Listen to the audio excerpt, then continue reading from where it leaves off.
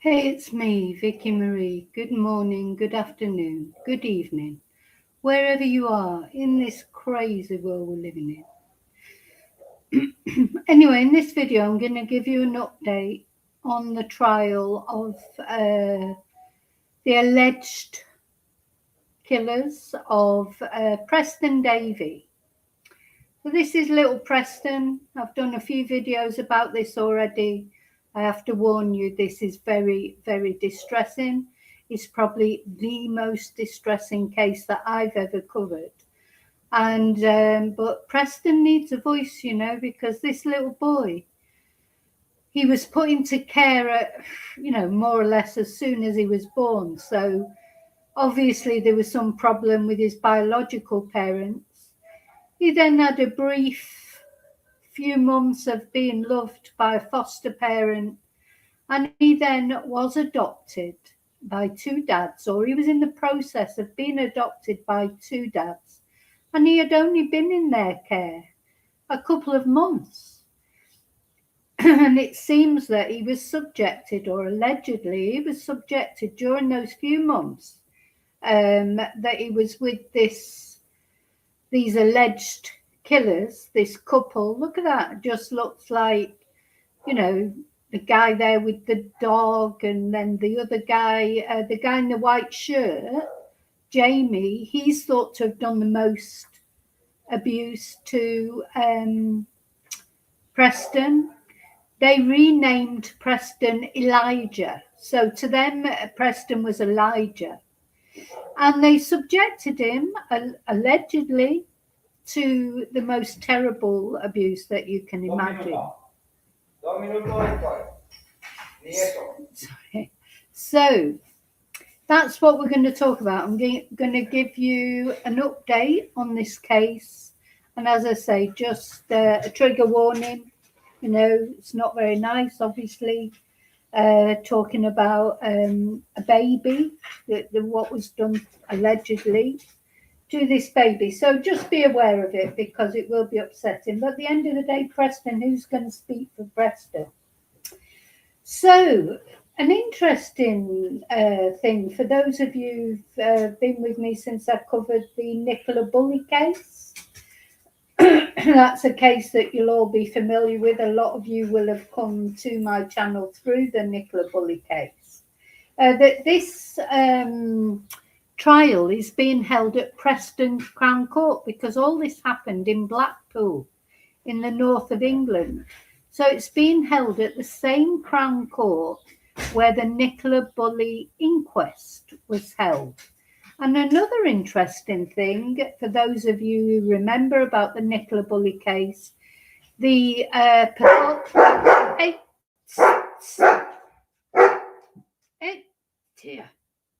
pathologist who's been dealing with this case, who examined poor little Preston's battered body, really, is Alison Armour, who did the forensic, who was the pathologist in the Nicola Bulley case. So a lot of you will know Alison, know of Alison from the Nicola Bulley case, and you'll have your opinions about Alison. But anyway, this is a separate case. Let's see. We're going to hear from her in this update on the trial. We're going to hear from Alison. So what happened? Well, these two men in a committed partnership were in the process of adopting little Preston. They renamed him Elijah. But do you know what? Even in these few months, there were signs. He was taken to hospital many times. Jamie in particular made many strange statements, about wanting to strangle him and wanting to murder him, and made comments that were completely inappropriate that you would say about a baby that you're in the process of adopting. Anyway, on that fateful day, when Preston sadly lost his life, they'd been round at Jamie's mum's house. Jamie's mum, the G-Ma, she'd been dangling Preston on her knee, singing "Clap Handies, Daddy Comes" with some cakeys and some buns, all for Preston, I would imagine, or Elijah it would be, because they'd renamed him Elijah. Do you know that song? That's a song I remember well from my childhood, and also it's just the song that you always sing to children, and you put them on your knee, well, really on your leg, at the bottom of your leg near your foot, hold their hands, bounce them up and down, and sing that and clap their hands together. Clap handies, daddy comes, with some cakeys and some buns, all for Elijah. And then within a couple of hours, Elijah, or Preston, as he's known during the trial, was dead. And it's thought that he had been abused by this daddy that was coming with cakeys and buns, allegedly. So I'm going to give you an update on the trial, but also first thing I'm going to do is I'm going to read out to you the statement from his partner. So the guy who's the one of these two monsters, in my opinion, the guy in the white shirt there, Jamie Varley. Now he's a teacher. He was head of year, outwardly respectable, late 30s. And his partner, who I think is in in the data sort of world. There's Blackpool Tower in the background. There's him cuddling his dog. They look like nice people, don't they? Just shows you, monsters. They do walk amongst us. So, yeah. So there's Jamie, as I say, head of year at his school. And they were in the process of adopting this boy, and they had called him Elijah. So I just want to read out the statement from Jamie's partner, the statement that he gave to the police. So he's a salesman. He's 32 years old. McGowan Fazakeli. He's got this weird double-barrel surname. I'm just not even interested in getting it right. But this is what he said. He gave the officers a prepared statement when he was questioned the day after little Preston died. And the statement said, "I deny the allegations of child cruelty or neglect and causing or allowing the death of a child." This is what he's been accused of. Now, the other thing that we have to remember here, that although everybody's innocent till they're proven guilty, there is video evidence of the abuse that was done on Preston. Video evidence. Indecent photos of this baby. There is, they're pleading not guilty, the two of them, but, I think they'd be struggling to do that because there is actual photo evidence. Anyway, he went on to say, "I accept I spoke to DS Culture at Blackpool Victoria Hospital yesterday, 27th of July 2023.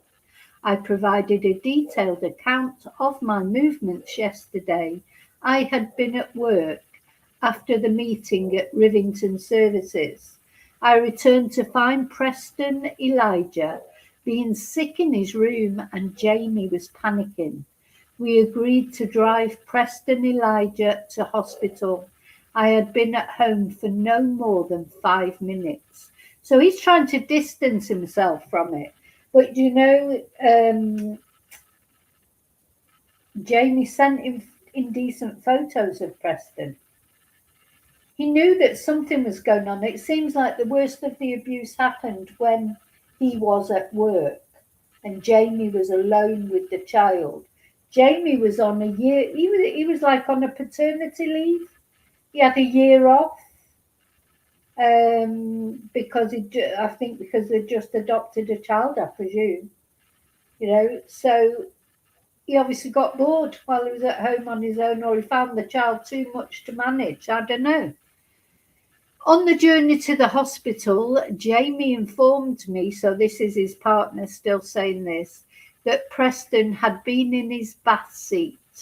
Jamie went to put pyjamas on and he returned to Preston, who was now not in his bath seat. Jamie said that Preston Elijah was fine when he got him out of the bath. I understand the caution. So that already is a different story to the story that Jamie had given, because Jamie has given the story to the police that he was having a shower, wasn't he? And then he just popped out for a minute, he came back. Preston was lay on his side in the bath. He'd come out of the baby seat. But of course, you'll hear in a minute when you hear the forensic results, there was no water in his lungs. There was no water in his lungs.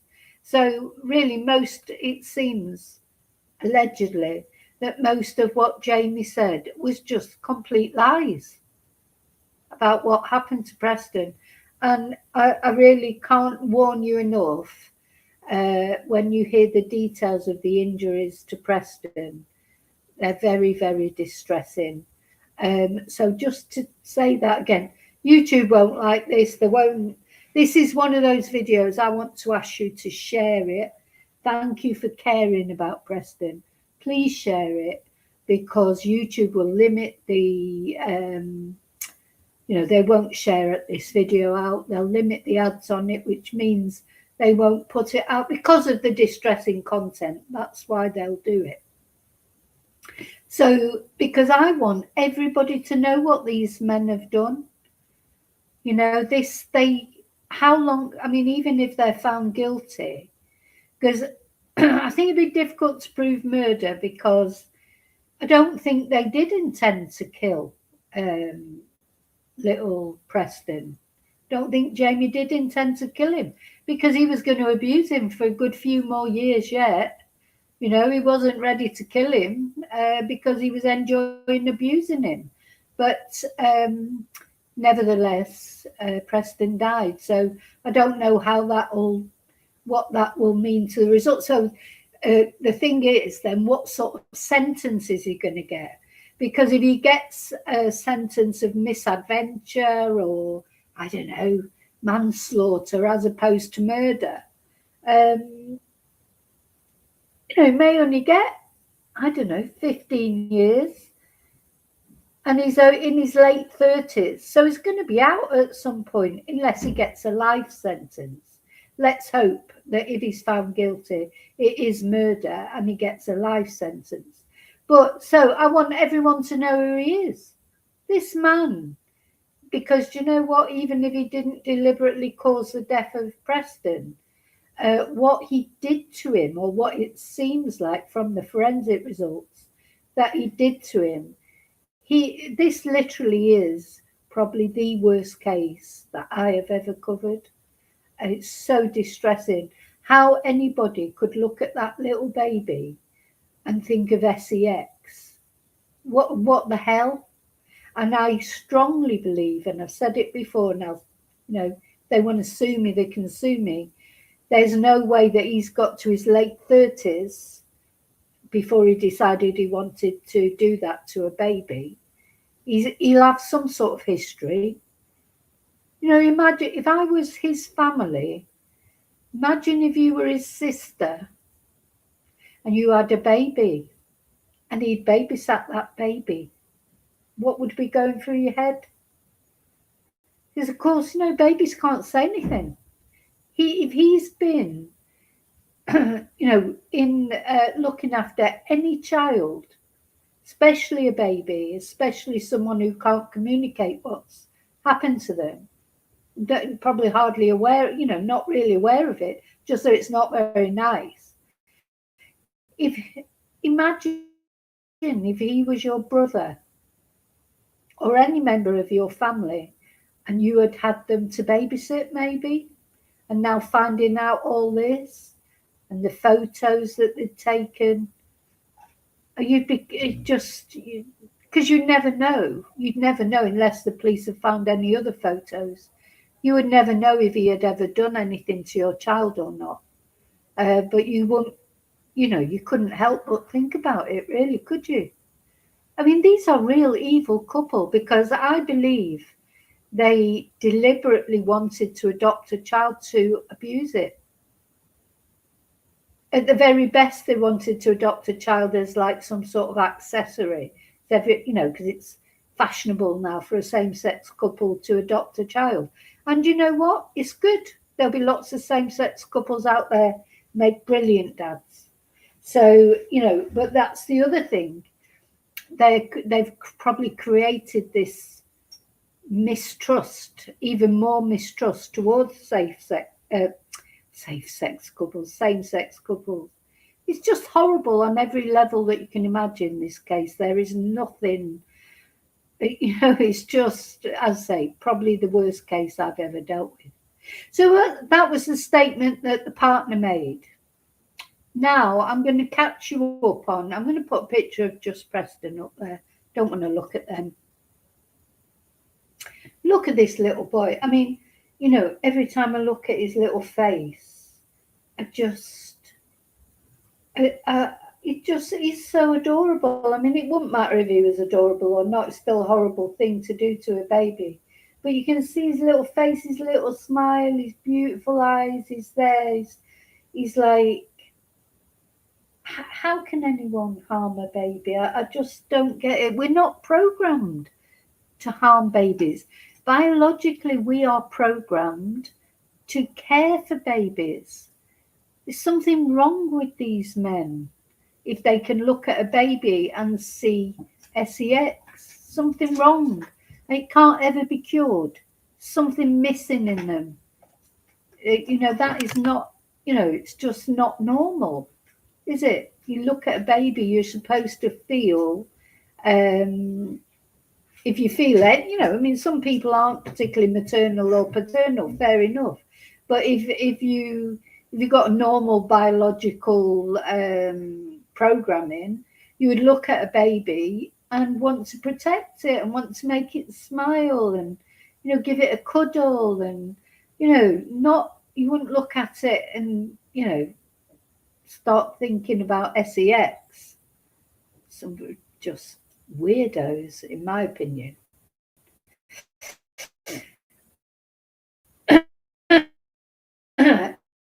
Anyway, but allegedly, so we have to remember they're innocent till proven guilty. Hi, Sean.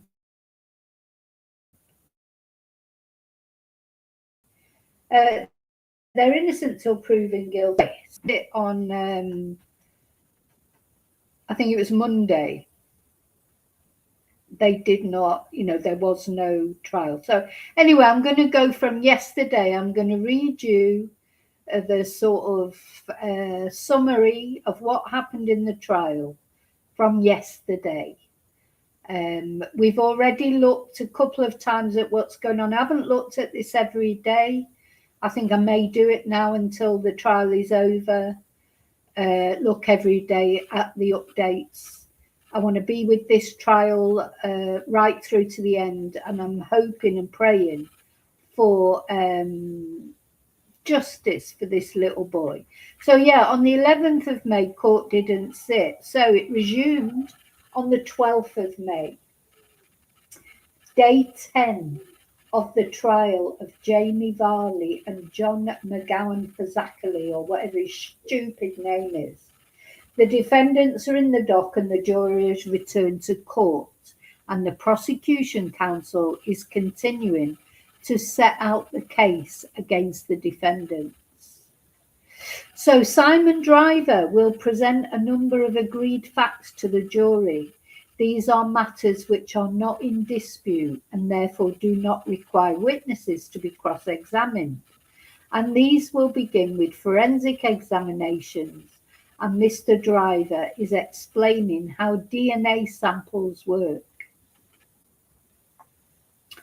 Now, I just want to, spare a thought here for the police and the people, all the people that have had to do whatever they've had to do to bring this case to trial. how distressing it is for anyone. Distressing for the jury, distressing for the judge, distressing for the investigators. When a baby is concerned, I think you can't get any more distressing, really, can you? Hi, Amethyst. So very sad. And you know why as well? Because this happened in Blackpool.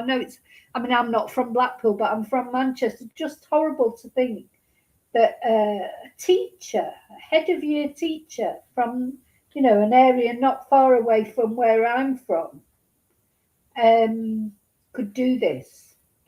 Okay, you're both saying, Sean and Amethyst, you're saying you don't know much. I just need to warn you, this is going to upset you. So, just so that you know, warnings. So, the jury hears about items taken during the investigation. On July the 27th, 2023, P.S. Richards attended Blackpool Victoria Hospital and seized the nappy which Preston was wearing when he attended hospital. On July the 27th and 28th, CSI attended the house at Staining Road and took a series of photos of the scene, and more photos were taken on August the 4th. On August the 13th, Mr. Varley voluntarily attended Blackpool Police Station and he provided children's clothing, 2 orange socks and a pair of stained baby pants. Now let's remember, Preston, or Elijah as they were calling him, had only been in their care for 4 months. 2 forensic scientists were commissioned by the prosecution to carry out DNA profiling and forensic testing to determine whether any SEX activity had taken place between either of the defendants and the child. Now, for those of you, if you're watching and you haven't watched the other videos I've done about this case, you saw a video of them at the hospital. Jamie Varley was hysterical. He's saying, I've effing killed him. Oh, I'm going to just kill me. I'm going to hell. All this. But he was insisting that Preston had fallen out of his bath seat. He'd left him alone for a minute and he'd come in and so another couple of things that won't be mentioned here because this is only the last 2 days of the trial, but you should know if you don't already know. The hospital worked on this little boy to try and resuscitate him. He was unresponsive. He was really, basically, he was dead when they got into the hospital. They worked on him for an hour and apparently they got a faint pulse and then it went again and they weren't able to resuscitate poor little Preston.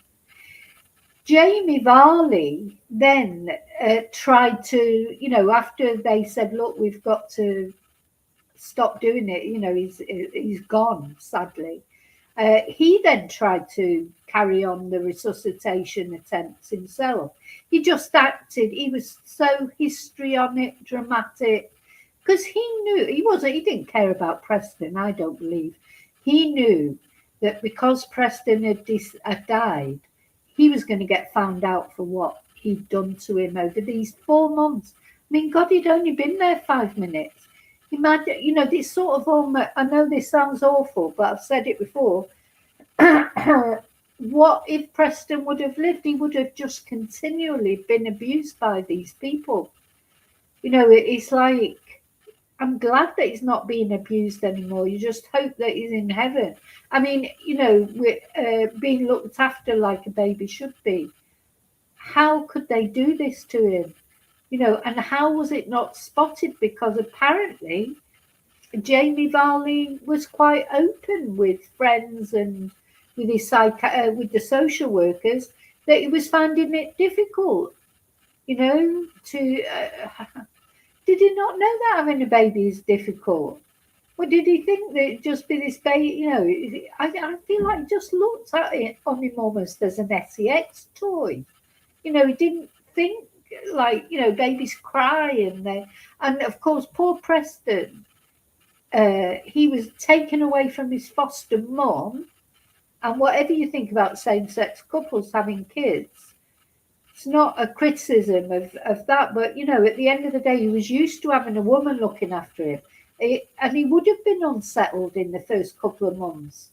Suddenly, he's in a different home, not only a completely different home to what he was in before, but now there's only male voices in this home, and he must, he might be a baby, but they do notice. They do notice. Even babies, they do notice, voices and change. And, he was being abused as well. He had 40 injuries. 40 injuries he had when the autopsy was done. This little baby, 40 injuries. Disgusting. Honestly, it's hard for me not to get angry. I'm trying not to get angry because I want to be level so I can tell this little boy's story, because I'm not going to let his name be forgotten. And it's not being covered very much in the true crime world in general. And I understand why, because it's unpalatable. Nobody wants to talk about a little baby, this happening to a little baby, as I say, YouTube don't like it. So, you're going to get demonetized straight away. But do you know what? It doesn't matter, because what matters is this baby has a voice, because he hasn't even got his biological parents to speak for him. His foster mum has spoken for him. And I'm sure his foster mum will be destroyed, I would imagine, at what's happened.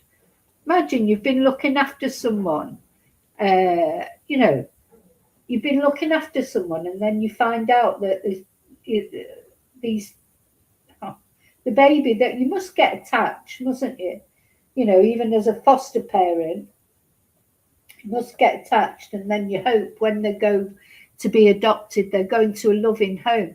Probably seem like a loving home on the surface, two professional guys. They've obviously got a few bob. Oh, something else that I want to tell you is apparently, as Preston was lying on the bed gasping for breath, because you know what, they didn't take him immediately to the hospital either. They waited an hour before they took him to the hospital. And maybe Preston could have been saved if they would have got him to the hospital early. And while he was lying on the bed gasping for breath and struggling to breathe because of whatever had happened to him, which seems like it was an SEX attack that caused his death, they were texting each other, these two monsters, about a kayak that they were trying to sell. So there was text going in between them. So Jamie Varley took a video of Preston struggling for breath on the bed and sent it to his partner, a Snapchat video. I mean, it's just beyond belief. And then in the middle of it all happening, instead of rushing Preston to the hospital immediately, they're texting between each other about a kayak that they want to sell. And talking about that. Well, this baby is dying on the bed because of what Jamie Varley did to him, allegedly. God, honestly, the anger. The thing is, I mean, they must be in solitary confinement or whatever in prison, because we've seen recently, these sort of monsters, they don't do well in prison, do they? So he's going to be a target if he does end up getting found guilty and going to prison. He's going to get found out. He's not going to be safe, is he? And I can't say that. I'm sorry, to be honest. So 2 forensic scientists were commissioned by the prosecution to carry out DNA profiling and forensic testing to determine whether any SEX activity had taken place. And each of the defendants also commissioned a forensic scientist. All 4 scientists agree on a number of facts. They say no DNA was detected in Preston's bedroom that is consistent with sex assault, and there was no indication an assault involving blood loss had taken place in Staining Road. DNA samples were found on the baby's trousers. The green baby trousers were examined. The trousers were mouldy and there were vomit stains. What? Now, don't forget, these are items of clothing that Jamie had voluntarily taken to the police. And you know what? To be honest, not going to voluntarily take any clothes to the police that might have SEMEN on them, is he? So, strange, really. You'd think they'd get a search warrant and just. Anyway, there were also mixed SEX DNA samples from both defendants on the trousers, on the green baby trousers. However, the scientists said these findings were not unexpected given the domestic nature of the case. Well, look, I'm sure that most people who've got a baby, if you took the baby's clothes for DNA testing, they would not have SEX DNA on them, would they? How would that happen? Anyway, never mind. Jamie Varley's tartan pajama bottoms were examined. So those were the pajama bottoms that we saw in the video. In another, if you missed that video, you'll have to sort of look for my other videos on my channel about Preston. When Jamie took Preston to the hospital, he was wearing Rupert the Bear tartan trousers and a Jurassic Park t-shirt. So this is a man who's nearly 40 years old, and he was crying for his mum. Where's my mum? He was, you know what? This is a guy who's head of year at a high school. He's nearly 40 years old. He was wearing Rupert the Bear trousers and a Jurassic Park t-shirt, and he was crying out for his mum. That's the sort of man we're dealing with here. So, mixed DNA samples were found, but samples were not unexpected given the domestic nature of the case. Body swabs were taken from Jamie Varley, but findings were not unexpected. The black jean shorts belonging to Mr. Varley were examined. Again, the findings were not unexpected. Possible vomit and blood staining was found on the elephant comforter. Male body fluid was found on the duvet cover taken from the men's bedroom. Well, that's fair enough, but it was not possible to say how it had been transferred. Well, if that's their bedroom, they're going to have male bodily fluids, because they're going to do things in their bed, aren't they? Adult toys were tested. Mixed DNA samples were found, which the experts said were not unexpected. Well, you wouldn't expect to find Preston's DNA on the sex toys, surely. Anyway, agreed findings were neutral in relation to sex activity. Further DNA samples were taken from stains on the bars of the cot and a toy monkey. Oh my God. All four forensic experts considered the findings against the hypothesis.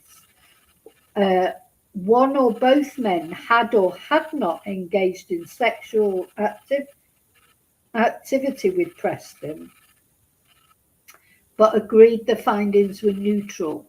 And due to the domestic nature of the case, it's possible samples could have been transferred through close proximity or indirectly.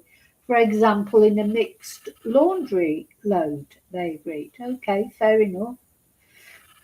Jamie Varley was rearrested on June the 11th, 2025. He was interviewed under caution. He is asked what he was doing in the time between the video of Preston lying on the bed and a phone call with John on July the 27th. He says Preston had a nap and a bottle in his cot, then went to the bedroom with Mr. Varley. He says he was sending emails and Preston had what he would call a seizure. Well, that's right. So he suddenly come up with this idea that he'd had a seizure. He had about 45 minutes nap between his cot and Mr. Varley's bedroom. So when he was asked why he didn't seek medical help, he says he took the video of Preston. So don't forget, he's took a video of Preston breathing his last on the bed, struggling for breath. The police said it was a very upsetting video, but he still didn't take him to the hospital.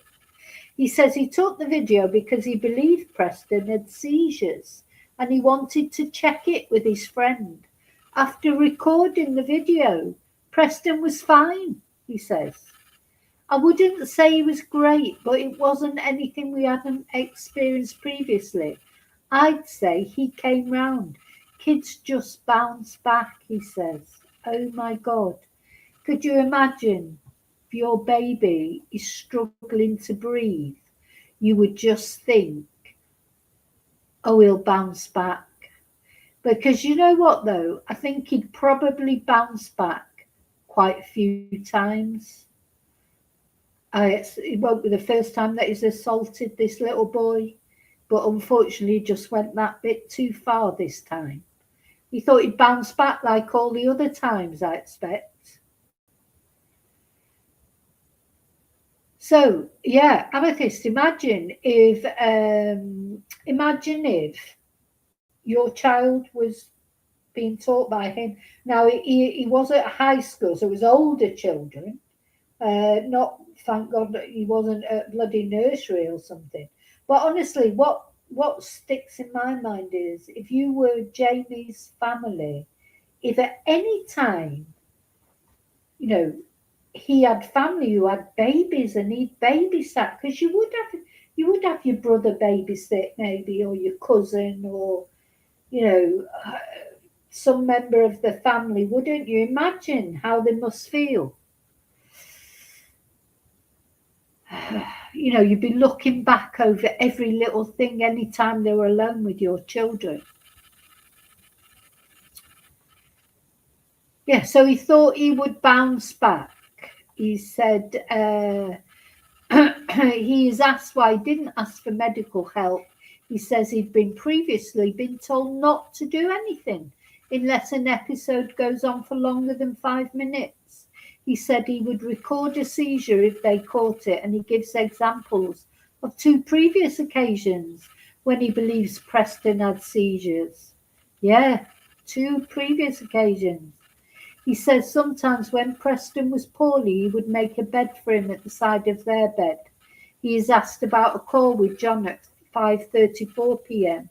He says the call was probably to say he was coming home.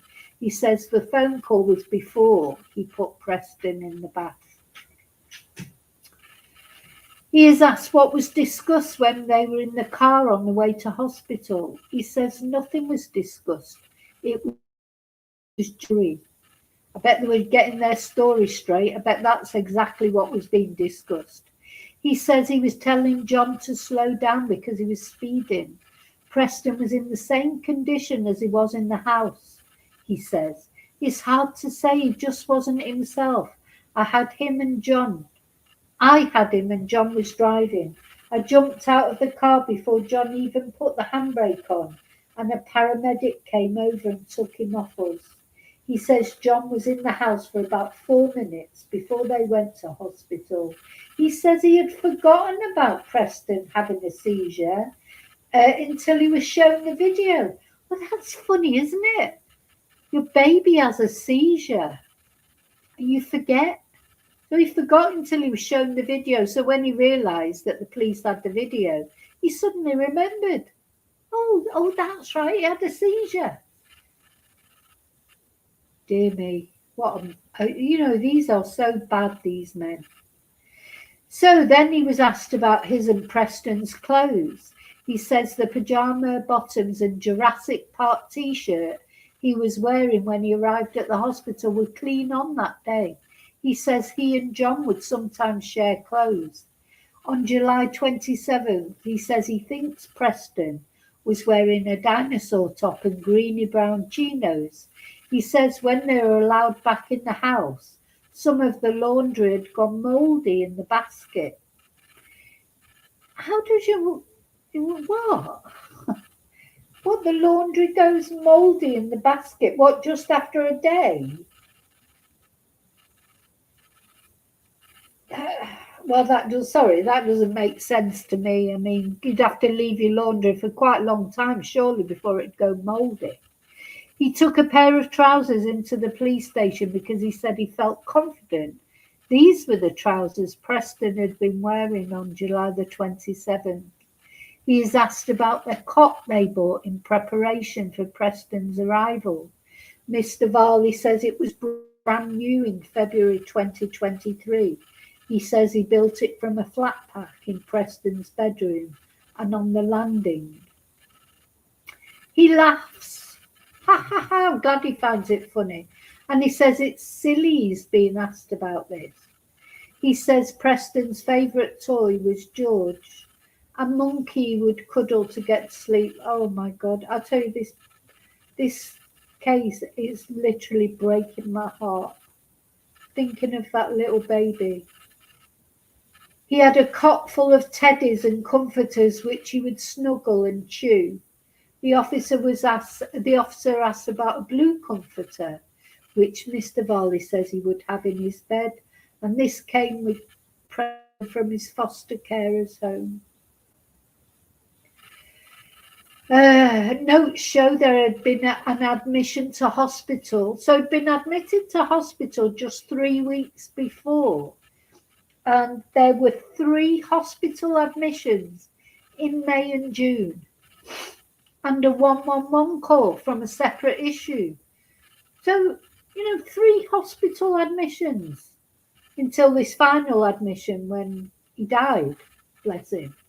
But he'd been admitted to hospital. They'd only had him a couple of months. He had 40 injuries. He'd been admitted to hospital many times.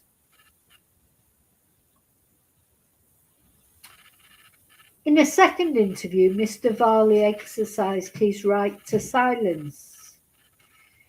He was asked about a number of pictures taken in May and June 2023. These pictures appeared to show bruising on Preston's forehead. Mr. Varley says he has no idea how these bruises occurred, but says he did not cause them. He says, in the case of all these bruises, I have no idea. Now, you know what? Babies do bang their heads. Normally, it's toddlers who do more of banging their heads, don't they? Because once toddlers start walking, they do have accidents, don't they? But Preston, of course, was not walking. So how was he banging his head? How was he banging his head and getting bruises?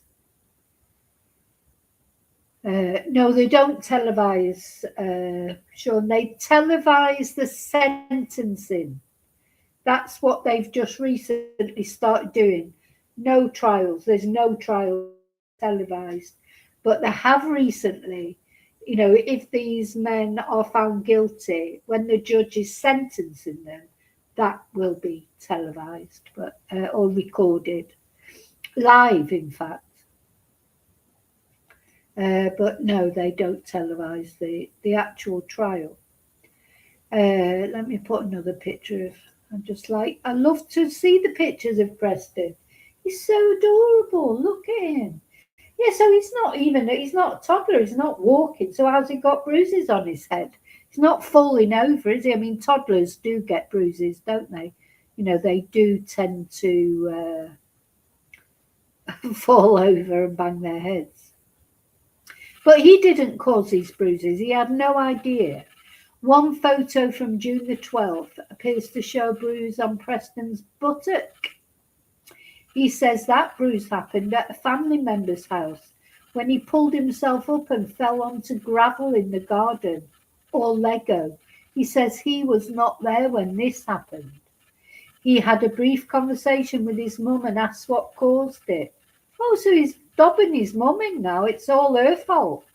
He says one photo was taken at a park in Grimsard when his mother and partner were present, but none of them caused the bruise. He replies no comment to questions about photos of Preston in a hot tub on June the 29th.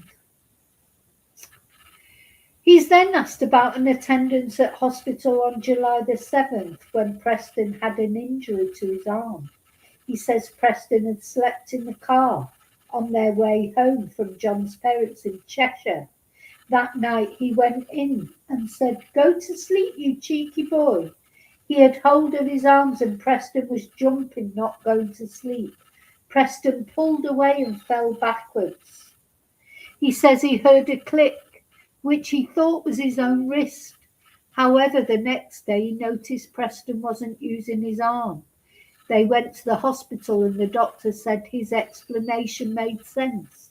He only had to push to x-ray it.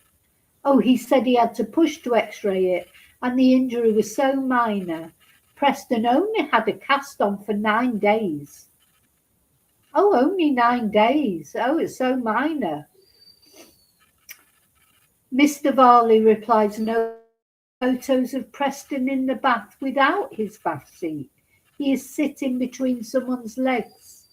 Mr. Varley says if he was in the bath with someone, Preston would not be in his seat. He is asked of Preston, in which Mr. Varley says he used as an example of how clumsy he can be when he was at the hospital. Mr. Varley can be heard saying, "Whoopsie." Then the trial adjourned for a lunch break. So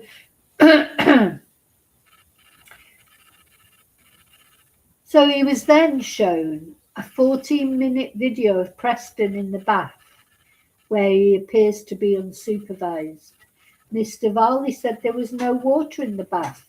Preston would cry if he put him down on the floor to go and warm his milk up. He says he wanted to see how Preston interacted with himself in his own company. He says it was nothing sinister, and he was keeping an eye on Preston from the landing. He wanted to see how the baby reacted to being alone, because he always wanted to be picked up. When he plays on his own, he's great. He's a cheeky little boy. But when he sees you, he wants you, he says. The officer points out that there appears to be water in the bath. So don't forget, he said there was no water in the bath. Mr. Varley says he can see that and he was keeping an eye on him. About 9.5 minutes into the video, Preston is still in the bath. Mr. Varley says he must have been in to let the water out, but the officer says he hasn't. Preston, sorry, I might cry. Preston can be heard whimpering on the footage. That little boy, I'll tell you what he went through. The officer says Preston has slipped and there is water in the bath. Mr. Varley is asked, why didn't that trigger him to go and pick him up? And he says that he's being like that because he can see me. And the police said, have you left him in the bath because you're fed up with him? I can't understand why you would leave him on his own in a bath without a bath seat for over 14 minutes. How do you explain that, Jamie? He's slipped, he's whimpering. I would describe him as distressed. Why didn't you go in to comfort him? And Mr. Varley says he isn't distressed. He can do that when he's on the kitchen floor playing. He will do that, what you describe as whimpering, when he sees me. There was no intent to upset him or hurt him. And he said during the 14 minutes he was literally standing outside the door. You know, he's a real CUNT, this bloke, isn't he? So he was then shown images of Preston leaning over the bars of his cot. And the officer asked what position Mr. Varley describes it as. Mr. Varley said he had fallen asleep and he falls asleep in bizarre positions. He says he might have called John up to come and see how he had fallen asleep. It's not the greatest position, but it's how he's fallen asleep. And Mr. Varley says it looks like Preston has saliva or dribble around his mouth. And he answered no comment to a number of questions about the pictures. Now, then there was these pictures, photos and videos with his genitals exposed. And Mr. Varley replied, no comment, give over, no comment. These pictures haven't been put on the internet or sent to strangers if they've been sent to anyone at all. Anyway, to cut along, I'll just summarise this because it is pretty horrible. There's pictures of little Preston's genitals exposed, basically. He's saying, it's the officers' fault. They're just trying to go down this road. They're reading things into it. There's nothing to read. It's ridiculous. He says he was given time to play naked every day with his foster carer. And so they also gave him time to play naked.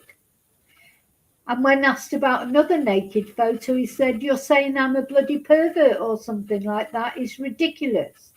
I took the pictures to show Preston when he's 18 or 21. So you do that, don't you? Yeah, you take pictures of your child's genitals because you know what will be a good idea is when they're 18 or 21. Look, this is your genitals. It's for him when he gets older. I didn't think there was anything wrong with it. My intentions were innocent. Oh, come on. Then he was asked about the findings of the autopsy. So, going back to this Alison Armour. So, as I was saying earlier, if anybody missed it, this is the lady that did the autopsy. This is Alison Armour, who did the autopsy on Nicola Bulley. Just so we know. Hi, Tracy. Yeah, we've all got pictures of our kids that we took so that we can show them when they're 18 or 21, haven't we? That's what we all. Listen, we probably have got pictures of our kids when they're in the bath.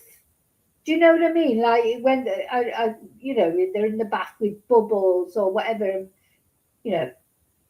Maybe we have. I don't know, but not just taking pictures because you're thinking, oh, I'm going to show them then when they're 18 or 21. Nobody does that. That's not why you might take pictures of your child in the bath. Probably not in these days, because of course it's different now. Like if you took a picture of your child in the bath and it was found on your phone, you'd probably get interviewed by the police, but which is fair enough, but this is, the thing is, it won't be any one thing that has led to the police prosecuting this couple. It's not just because of the naked pictures. It's not just even probably because of the video of Preston struggling to breathe, lying on the bed while they're texting each other about a kayak that they're selling. It's not about, and it's all those things put together. It's the 40 injuries that he had. It's the other times he had to go to the hospital. It's not just about a photo of a baby with no clothes on. It's not just about that. It's about all those things put together and the combination and the nature in the nature of Preston's injuries, because when you hear about that, it is upsetting. It is upsetting. Seems pretty obvious what happened to Preston, the abuse that he suffered. But anyway, yeah, bubbles in the right place, yes, discreet bubbles, discreet bubbles. I'm going to have to go through all the pictures, the baby pictures I've got, and if there's any that I think they're going to have to go in the bin. But you just, because it's embarrassing. I tell you what, what he's saying there, oh, I was going to show it him when he's 18 or 21. Do you really think an 18-year-old boy is going to thank you for showing him a picture of him when he was naked as a baby? It's going to go, oh, I'm glad you took that picture, Dad, because, what would I do without it? They'll be embarrassed, won't they? They won't want to see it. Of course they won't want to see it. So Dr. Alison Armour, the forensic, the lady that did the autopsy, who, as I say, is the same lady that did the autopsy on Nicola Bulley, said she could find no natural cause for Preston to collapse, and there was no evidence he died as a result of drowning. And Mr. Varley said no comment.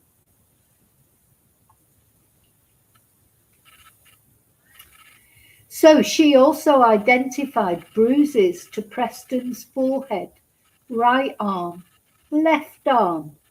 back, and left leg. Mr. Varley says he did not cause them, and neither did John or anyone else. So these bruises just appeared out of nowhere, obviously. He said, this is in his second police interview, he did not believe the injuries. So they're all lying, everybody's lying. And if they were genuinely bruising, there must be another reason. And he tells the officers that the reports of injuries to the baby's bottom, there were injuries to Preston's bottom, are a load of rubbish, he said. Injuries to Preston's throat and frenulum, which is the area between his upper lip and teeth, could have been caused by the hospital, he says. So far he's blamed his mum. The other bruises have just appeared out of nowhere. He's got no idea where they came from. And now he's blaming the hospital. He cannot explain recent or previous bleeding into Preston's lungs. But he says neither he, John, or anyone else caused it. So he can't explain it, but nobody caused it, according to it. He is asked about a video he was shown the previous day. Mr. Varley says to his knowledge Preston was having a seizure, but he had not done anything to cause it. No, he didn't do anything. He said he did not block Preston's airway in any way. And just the thought of what probably did block Preston's airway is you just can't believe anyone could do that to a baby, can you? So he denies having an SEX interest in the infant. Mr. Varley is asked why he did not tell the health visitor about a 111 call, expressing concerns about breathing difficulties the night before they visited. So this has happened before. Mr. Varley said he thought he was just breathing huskily. He denies breaking Preston's arm and says took a video of him having a seizure because he'd been advised to do so by medical professionals. Did you take an SEX interest in Preston? The officer asks. Absolutely not, Mr. Varley says. Dr. Alison Armour said that Preston was the victim of abusive trauma, non-accidental injuries, and SEX abuse. She found no natural disease to account for his death. She said he was the victim of a forceful SEX assault which caused internal and external injuries, and Mr. Varley said it was bullshit. The pathologist said this was very recent, and Mr. Varley said they need to be in a different job because this is bullshit. So he's just completely poo-pooed all the evidence from the pathologist. He denied smothering Preston, as he was told in the police interview that the autopsy revealed the baby's death was caused by airway obstruction. The post-mortem also identified recent and previous bleeding into Preston's lungs. An upper airway obstruction led to Preston's collapse, according to She said this was caused by a deliberate act of smothering by a hand or soft fabric sealing the external airways, or by an object being inserted into his mouth. And Mr. Varley says, "You're wrong." And when he was asked, "Is that what you did on July the 27th?" he said, "No." So the officer says to Mr. Varley, Preston had only reached the age of 1 year, 1 month, and 11 days. He was only in your care for 4 months before he was killed. There is no evidence of natural causes to account for Preston's death. Acute upper airway obstruction caused his collapse, and he had been sex assaulted. And Mr. Varley said, "One day you guys will be in trouble because you are absolutely wrong. I don't know how I'm going to prove it, but you are wrong."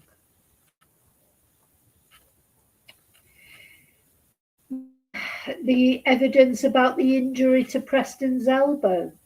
2 experts were instructed to consider the circumstances. There was a fracture of the distal left humerus which occurred 3 to 5 weeks before Preston's death, and these can be caused by a single event of pulling, twisting, or side-to-side movement.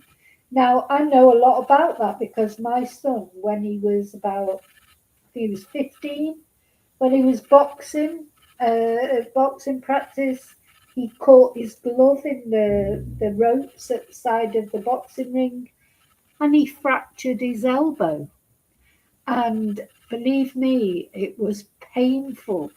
Really, this poor little baby, what it's been through. No wonder he was crying and unsettled. Look at all this abuse he's gone through. This type of fracture is seen in non-accidental injury. Whilst there is a real possibility that the fracture is non-accidental, it's not possible to be certain. But the fracture was not the cause of Preston's death. There was evidence of further micro-injuries, likely due to instability of the fracture line. And the experts could not establish whether or not there had been a further harmful event after the initial fracture.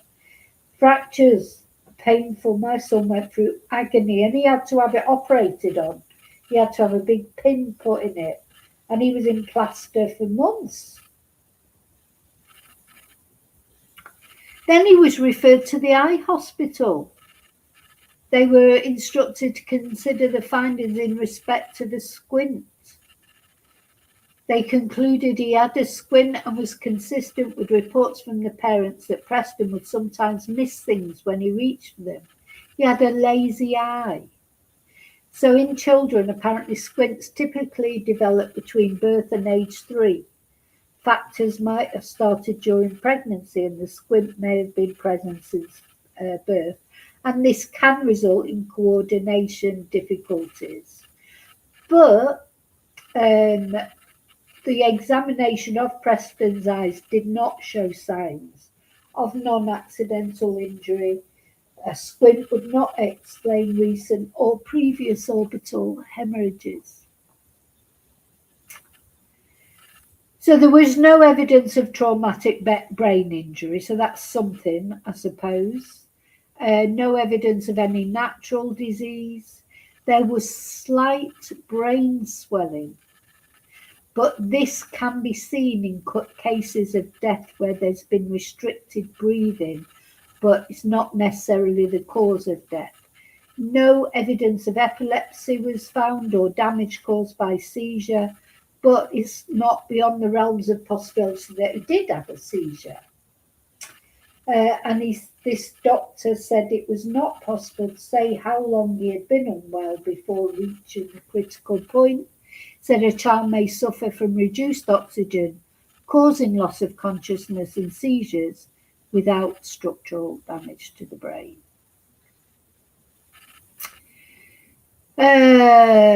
So This other doctor, Dr. Duplessis, said that they did not find that he died from a traumatic brain injury or disease of the brain, but they could not find the cause of death. So this is another consultant. So Dr. Alison Armour has said the cause of death is the obstruction of his airway. Okay, so that was the end of Tuesday. And then today, I'm going to read you now what happened today. So she carried out the autopsy, Alison Armour, and she identified Preston's cause of death as acute upper airways obstruction. She was given a history of Preston's life. She was told about the examination on him when he was admitted on July the 27th and was provided with pictures, which included pictures of his front left thigh and his bottom. Now, apparently, when he was rushed to hospital on that fateful day, they did find a pulse twice, actually, it's saying here. Anyway, at the time of the autopsy, Preston weighed 1 stone, 8 pounds, just a tiny baby. He was 75 centimetres tall. He had a number of medical marks on his body from the attempts to save his life. There were 7 marks of medical intervention, needle puncture marks to his finger, toe and groin, and cannulas in the bone marrow of each shin. No evidence of bruising from these medical interventions, because bruising can only take place when the heart is beating and blood pressure is maintained to a significant level. Now that's interesting, isn't it? Because for those of you who remember the Nicola Bulley case, Nicola Bulley had several bruises. Now this same pathologist is saying there were no bruises from the medical interventions because he was already dead. So the bruising can only happen when someone's still alive. Where did Nicola's bruises come from? We don't know, do we? That's one of the many issues with the Nicola Bulley case that makes people think there's more to it. Because her bruises can't have come from her floating down the river because she was already dead by then. So where did Nicola Bulley's bruises come from? Anyway, that's another story. Maybe we need to revisit the Nicola Bulley case at some point.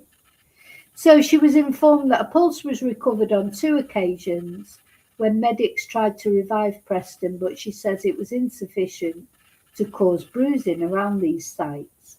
She also noticed bruising to the back of Preston's throat.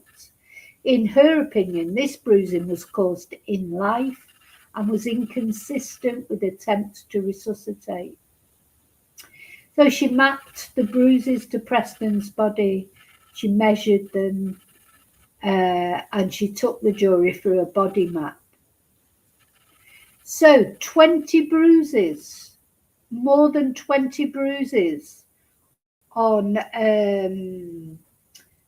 this little baby. More than 20 bruises she found. That's a lot of bruises, isn't it? A lot of bruises. So she says they were fingertip bruises consistent with gripping, poking or pinching. They were also petechial. Remember this bloody petechia? Remember that from the Nicola Bulley case as well. Hemorrhages to the inside of Preston's lip, consistent with signs of asphyxia. Remember that Nicola Bulley had these petechial, I can never pronounce it, hemorrhages in her eyes, didn't she? Which is consistent with asphyxia, but of course drowning is a form of asphyxia. And remember, Alison Armour found that Nicola had died of drowning, didn't she? Anyway, a series of horizontal bruises to Preston's left thigh were consistent with a slap, she tells the jury. Marks to his bottom were not normal for a child his age and raised the question of assault. There was no sign of infection, such as meningitis, which might have contributed to his death. And there was, this is the most horrible thing to me, that she found multiple bruises below the skin on Preston's head and scalp, and an extensive area of bruising to the back of his throat, which she said was most unusual. And she said she had never seen this type of bruising in a child's autopsy before. She said she's seen many cases where hands or objects have been placed in the mouth to remove vomit and has never seen this type of injury in any such case. As you say, Amethyst, better not to think what they might have been doing. So she says that an object may have been inserted into his mouth. His cause of death was upper airway obstruction, and she notes the several marks known as petechial hemorrhages, signs of asphyxiation. She does not rule out smothering, but the other hypothesis is that an object was inserted into the mouth, blocking the upper airway. The lack of injuries to the mouth, teeth, gums indicates this would not be a sharp object. No water in his lungs, so that's why she concluded he had not drowned, because there was no water in his lungs or stomach. And she said that when a person drowns, the lungs become overextended, and this had not happened in Preston. So she concluded that his injuries had happened in life. There were bruises on his pelvic organs. A significant injury was very recent, she said. There was evidence he inhaled the contents of his stomach. Oh, but this was not the cause of his death. There was also bleeding into Preston's lungs. However, this could not be explained by any natural cause. There was no evidence of infection, such as pneumonia or bronchitis. But she says this is commonly seen in cases of acute upper airways obstruction. So the injuries found to Preston's throat and bottom are very recent. They were likely to have taken place within hours of his death, Dr. Armour said. Genetic tests were carried out. There were no underlying genetic conditions that might contribute to his death. No evidence of traumatic head injury or concussion.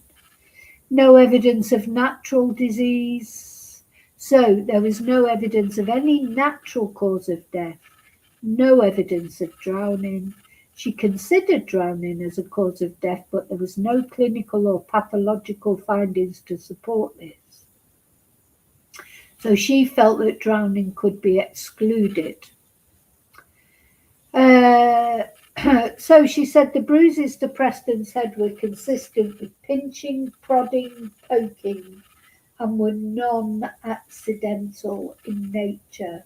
The graze to his back could be accidental, but there were also bruises consistent with non-accidental fingertip injuries, and some of the injuries to Preston's legs were typical of childhood accidents.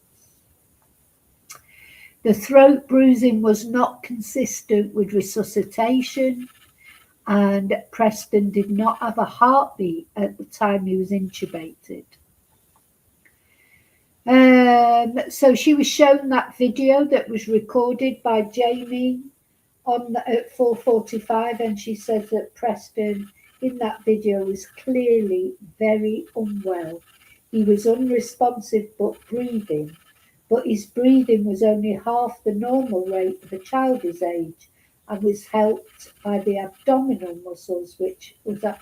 So this is the video that this twonk took of this baby gasping for breath on the bed.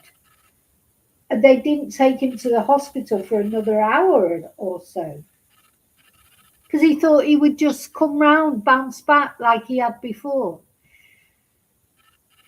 Anyway, in the paddling pool picture that she was shown, he appears to have a bruise on his buttock, Preston appears to have a bruise on his buttock.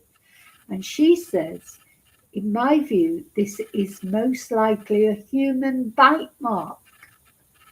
She says, it is inconsistent with a fall. She was shown pictures of Preston leaning over the side of his cot, taken on July the 22nd. She said he was in a very unsafe position, and she said the position, what they're doing taking pictures of him leaning over the side of his cot? He's a baby. Anyway, later images from the same series of photos show Preston with blue lips that she says are consistent with a lack of oxygen.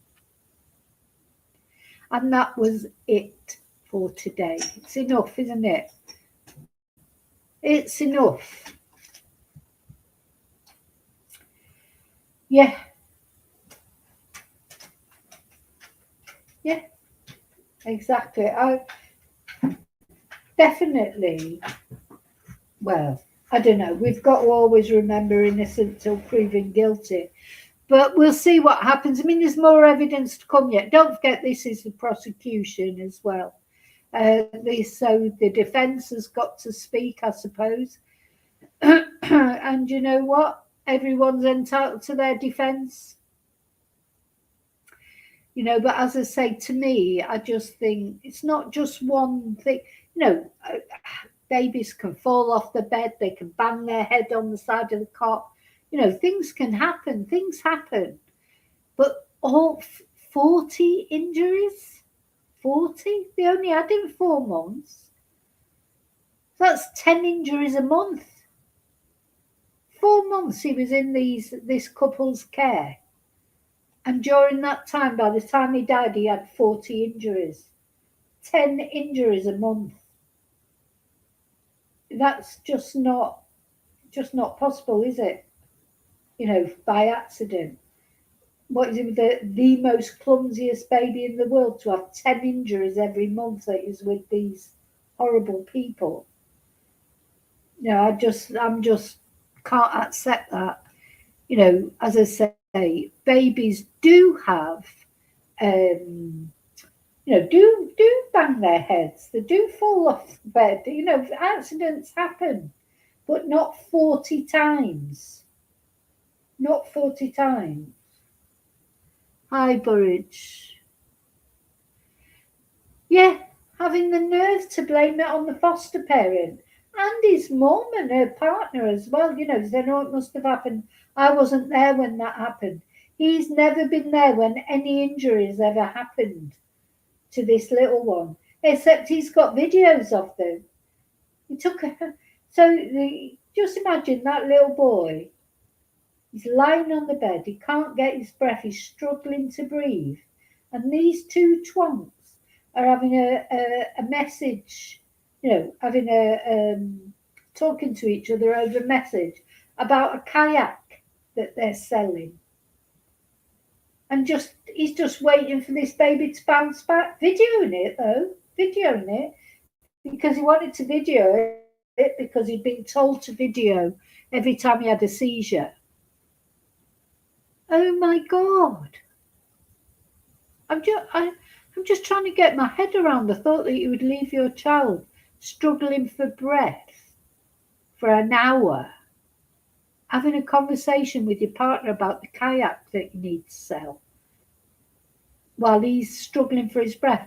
And then in the end, now, in a previous video, we listened to the 999 call, and that one, Jamie Varley, the teacher, it was a partner who rang 999, or is it 112, or when you ring for the... Anyway, it was the partner who rang, and you can hear Jamie Varley clearly saying, put it down, put it down. He's telling him not to ring, and he did put the phone down. He put the phone down. But of course, they ring you back. They have the number, and they rang back, say, "Oh, did you, do you need help?" And then as soon as he said about the baby and that, they said, "Yeah, you need an ambulance." Anyway, in the end, they didn't get an ambulance. They took him, didn't they, in the car? And apparently, twonk number one, Jamie, he was performing CPR on this little one as they were taking him to the hospital. But really, I think he was already gone, wasn't he, by the time they got to the hospital? But the hospital did manage to get a pulse, a faint pulse, twice, but there wasn't enough to bring him back. But do you know what? I mean, maybe if he would have come back, if they would have been able to bring him back, he would have got taken off these monsters because it would have, become obvious that he was being abused. You think about how many other times they took him to the hospital and no red flags were raised. What were the social services doing? Didn't they know about these things? And Jamie said, I don't know if it's true or not, because he's probably a pathological liar, but he said he'd told social services he was struggling after 4 months. Oh my God! So after 4 months of having this baby, he's struggling to look after him. What did he think? He should have got a doll or something. Just sat it in the corner and pretended it was a baby. Babies are hard work. I think by the time you get to 30 something, maybe you're old enough to realise that. It's not like, someone at 16, having a child not realising the implications. He's a teacher. He's nearly 40. And he didn't know that it'd be difficult having a baby. What do you think that little Preston would just sit there, look nice? He should have got him. I feel like they almost treated him like a sex toy, didn't they? It's an accessory, not a real baby, not someone who deserved. He deserved to be cared for and looked after. And I'm glad he had at least a little bit of that with his foster carer, because of course his biological parents, I mean, I don't know what their situation was, but he was immediately removed from his biological parents. So they obviously had problems. Maybe there was substance abuse or something like that. Who knows? But anyway, he was removed from his biological parents. He was put with a foster parent where he does seem to have, had some love and caring and that. And then taken away from her, given to these two twonks. And going back to the very first thing that said about this, what are the checks? How difficult is it to adopt a baby? I just, obviously, they're not good enough. I don't believe that this person in his late 30s, if he's proven guilty, I don't believe that he started having an interest in children at 38 or whatever. There'll be other things that he's done before then. You don't just start in your late 30s suddenly think, oh, actually, I find children attractive. God knows what he's done through his life. Anyway, it's all allegedly. So we've got to remember that. Everyone's innocent till proven guilty. Anyway, so the trial continues. Thank you for caring about this little boy. I'm going to follow this through right to the end. I hope Preston gets the justice that he deserves. Do you know, when I see his little face, I just want to give him a big cuddle. Yeah, and I hope, he's been sleeping in the arms of Jesus now, or playing.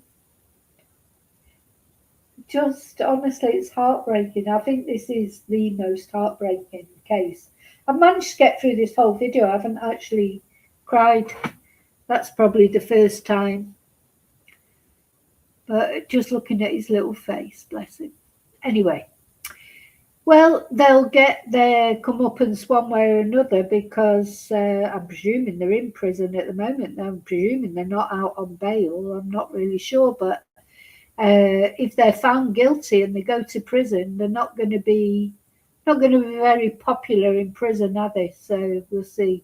We saw what happened to Ian Watkins, the lead singer of the what's the name of that stupid group that he was in anyway, and he RAPD'd a baby, didn't he? And he got some prison justice. He was given life, wasn't he? But the prisoners sort of dealt with him, and he is no longer on this planet. He'll be spinning in hell now for a similar offence. So that's what they've got waiting for them if they do end up going to prison. You can't feel sorry for them, can you? I mean, it's like, and when I seen them being interviewed, or that Jamie in particular, he's so contemptuous to the police, and it's everybody else's fault. It's everybody else's fault. It's the foster mum's fault. It's his mum's fault. It's mum's partner's fault. He doesn't know what happened. It was rubbish that he would think of, do any harm to this little baby. It's everybody else's fault. And he was really contemptuous to the police, I thought. He's a great big entitled sociopath, who probably puts on this perfect front, and underneath is hiding. These monsters, honestly, they do live amongst us. You have to look twice at everybody, and it's not always the person you think it's going to be, is it? Anyway, as I say, thank you for caring about Preston. Uh, I'll be back with any news about this, but I'm going to follow the trial now as it goes along. And then if I get any news of any other case, we'll cover it. Thank you for watching. Godspeed to Preston. I literally just want to pick him up. How could you look at that baby's face and want to do something sexual to him? You just want to cuddle him. He just looks so cute. He's like, he's adorable. I just don't get it at all. Anyway, I'll see you really soon in the next video. And until then, may your God go with you. Thank you.